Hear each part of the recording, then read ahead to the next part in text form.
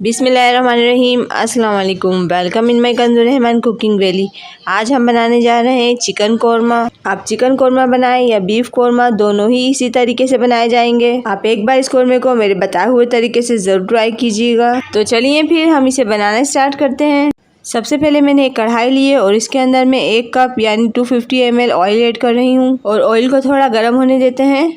देखिए ऑयल हमारा गर्म हो गया है। अब मैं इसमें 4 दरमियाने साइज़ की प्याज, जिन्हें मैंने स्लाइस में काट लिया है, वो ऐड कर रही हूँ। और प्याज को हमने बहुत ही एहतियात के साथ फ्राई करना है। प्याज को हमने लगातार चलाते रहना है ताकि प्याज जो है वो हमारी इक्वल ब्राउन हो। और जब आप देखें कि प्याज में हल्का सा गोल्डन कलर आ गया है तो आप फ्लेम को स्लो कर लें, क्योंकि ऑयल इतना गर्म होता है कि अक्सर प्याज निकालते निकालते ही डार्क हो जाती है, जिससे आपके कोरमे का कलर और जायका दोनों ख़राब हो जाएंगे। इसलिए प्याज जो है वो बहुत ही एहतियात के साथ फ्राई करें। और देखिए हमारी प्याज गोल्डन हो गई है और कलर भी कितना अच्छा है। अब हम इसे अलहदा निकाल लेते हैं। अब इसी ऑयल में मैं ऐड कर रही हूँ कुछ ड्राई मसाले। इसमें मैंने लिए हैं बादियान 2 अदद, 15 अदद काली मिर्च, लौंगे 10 अदद, 3 तेज़पात के पत्ते और 5 अदद छोटी इलायची।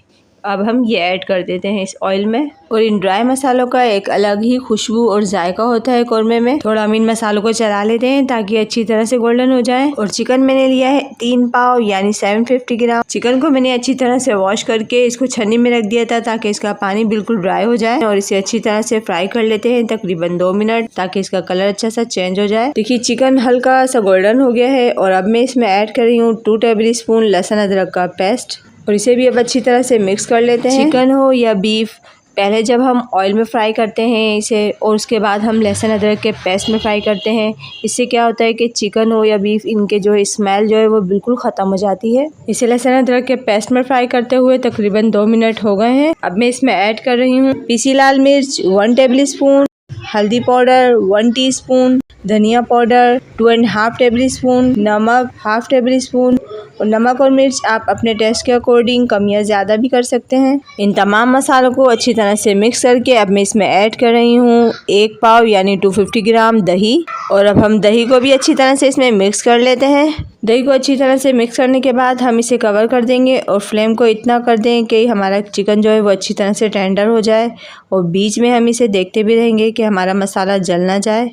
देखिए इसे मीडियम टू लो फ्लेम पर पकते हुए तकरीबन 15 मिनट हो गए हैं। और इसकी कंडीशन ये है, इसका पानी, दही ने जो पानी छोड़ा है वो बिल्कुल ड्राई नहीं हुआ है, अभी इसमें हल्का हल्का सा पानी है दही का। अब मैं इसी स्टेज पे जो ये मैंने प्याज फ्राई की है, इसे मैंने हाथ से बिल्कुल क्रश कर लिया है बारीक। अब मैं इसमें ऐड कर दूंगी ये प्याज को। आप इमाम दस्ते में मोटा मोटा दरदरा सा कूट लें या फिर आप हाथ से इसका चूरा कर लें। इसी तरह से आपका कोरमा जो है वो दानेदार बनता है। ये मैंने यहाँ ली है थोड़ी सी जावित्री, 1/2 जायफल और 5 अदद छोटी इलायची। अब मैं इन्हें बारीक पीस लूँगी। प्याज को अच्छी तरह से मिक्स करने के बाद हम इसमें 1/4 गिलास पानी ऐड कर देते हैं और इसे फिर से अच्छी तरह से मिक्स करके हम इसे कवर करके रख देते हैं लो फ्लेम पर। देखिए कोरमा हमारा कितनी अच्छी तरह से भुन गया है और तमाम ऑयल भी सरफेस पे आ गया है। अब मैं इसमें ऐड कर रही हूँ 1 टीस्पून पिसा हुआ गरम मसाला। और ये मैंने जायफल जावित्री का जो पाउडर बनाया है ये भी इसमें ऐड कर देते हैं और इसे अच्छी तरह से मिक्स कर लेते हैं। और अब इसमें 1 टेबल स्पून केवड़ा वाटर, और अगर आपके पास केवड़ा एसेंस है तो 3 से 4 ड्रॉप केवड़ा एसेंस के ऐड कर लें। मेरे पास अभी केवड़ा एसेंस नहीं है। और अगर आप हल्का सा शोरबा करना चाहें तो इसी स्टेज पर 1/2 गिलास पानी ऐड करके और इसे 2 मिनट उबाल कर इसका फ्लेम ऑफ कर दें। देखिए कोरमा हमारा कितना दानेदार बना है और खुशबू भी बहुत प्यारी आ रही है। और देखें कलर भी कितना अच्छा आया है।